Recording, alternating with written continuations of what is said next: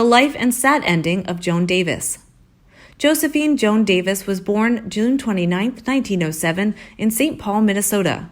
She was the only child of Leroy Davis and Nina Mae Davis, who were married in St. Paul on November 23, 1910. Davis had been a performer since childhood. She appeared in vaudeville. Davis's first film was a short subject for educational pictures called Way Up There, 1935, featuring a then unknown Roy Rogers. Educational's distribution company, 20th Century Fox, signed Davis for feature films. Tall and lanky with a comically flat speaking voice, she became known as one of the few female physical clowns of her time. Perhaps best known for her co-starring turn with Bud Abbott and Lou Costello in Hold That Ghost, 1941, she had a reputation for flawless physical comedy. Her pantomime sequence in Beautiful But Broke, 1944, was a slapstick construction site episode.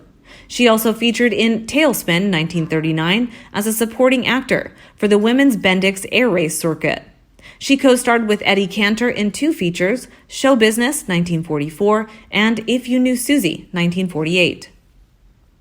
With a radio career, Joan Davis entered radio with an August 28, 1941 appearance on The Rudy Valley Show and became a regular on that show 4 months later. Davis then began a series of shows that estimated her as a top star of radio situation comedy throughout the 1940s. When Valley left for the Coast Guard in 1943, Davis and Jack Haley became the co-hosts of the show. With a title change to the Sealist Village store, Davis was the owner-operator of the store from July 8, 1943 to June 28, 1945, when she left to do Joni's Tea Room on CBS from September 3, 1945 to June 23, 1947. Sponsored by Lever Brothers on behalf of Swan Soap, the premise had Davis running a tea shop in the little community of Smallville. The tea shop setting continued in Joan Davis Time, a CBS Saturday night series from October 11, 1947 to July 3, 1948. With Lionel Stander as the tea shop manager, the cast also included Hans Conried, Mary Jane Croft, Andy Russell, the Corralers Quintet, and John Rarig and his orchestra.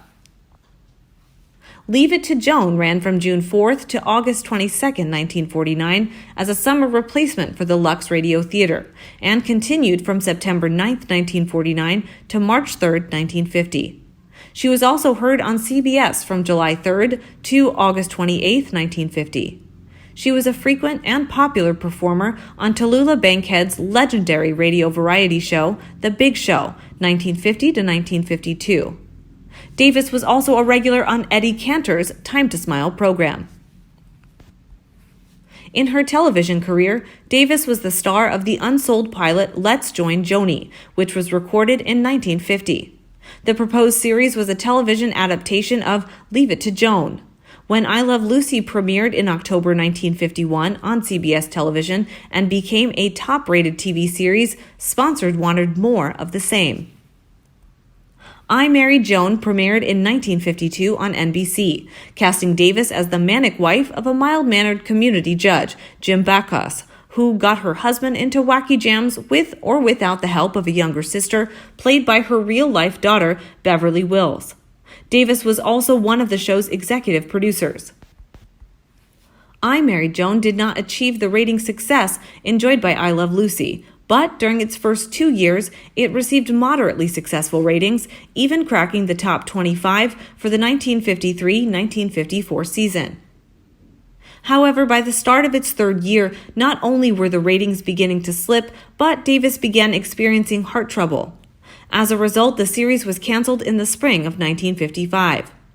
I Married Joan experienced greater success in off-network syndication. It was one of the earliest series to take advantage of that avenue. In 1956, a year after I Married Joan had ended its primetime run, Davis was approached by ABC to star in The Joan Davis Show.